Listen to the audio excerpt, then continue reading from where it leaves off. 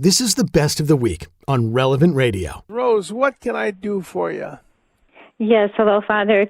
I wanted to know, in the Bible, when they went into the tomb to see where Jesus had resurrected, they saw that the garments, his linen garments, was one, the body garment was in one spot, and then the other was the head.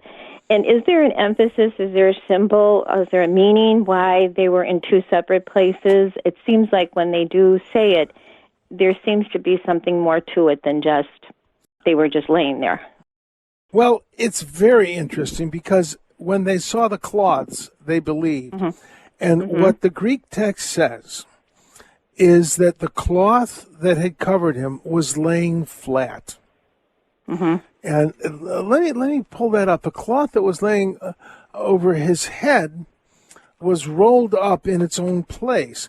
The Jews believed that any blood that you had from a person that had died violently had to be buried with him because the Messiah would need the life's blood to raise them from the dead. That was the belief. And to this day, you'll see people picking up bits and pieces of blood and body when there's a bomb that goes off in the Holy Land.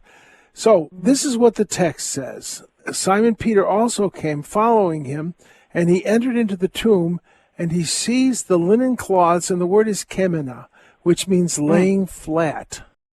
Okay? He sees the linen cloths laying flat. Now, there would have been a number of cloths.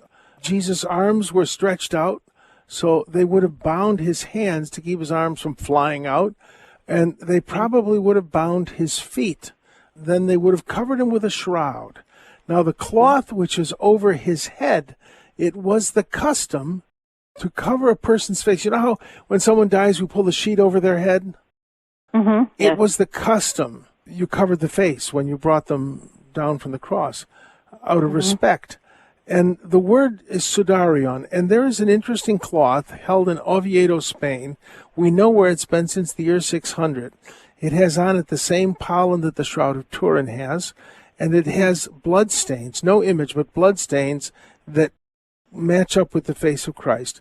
It's thought that this cloth, first thing they would have done when they got a ladder to take him down from the cross, they would have covered his face and pinned this cloth at the back of his head. But they would have had to have put that in the tomb because it was covered with his blood, which the Messiah would need to raise him from the dead. So, but it's very interesting, the fact that the cloths were laying, they were flat. That's what the text strongly implies. The body wasn't taken out from the cloths. We always see the cloths sort of strewn on the floor or messed up. They were laying flat. They weren't disturbed. Something about those cloths and the way they lay convinced them that something unusual had happened. The one that was wrapped around his head was in a separate place. Yeah, the one that had covered his head. It literally says, and the cloth which was upon the head of him was not with the linen cloths, was not lying flat with the linen cloths, but separately it was rolled up. You know, that's literally what the word means. Enteliso means it was rolled up. I mean, is there a special reason why when Jesus resurrected that he put, I mean, he had to put those there, right? I mean, no, he didn't put them at all. That's the point. So he just the body vanished from inside the cloth. Poof. Oh, okay. So he just rose from it. You know, when you look at the Shroud of Turin, the closest they can come to figure out how those cloths were scorched the way they were, it was a burst of light, of brilliant light, 1/400,000th of a second long. That was the resurrection. Jesus exploded in light.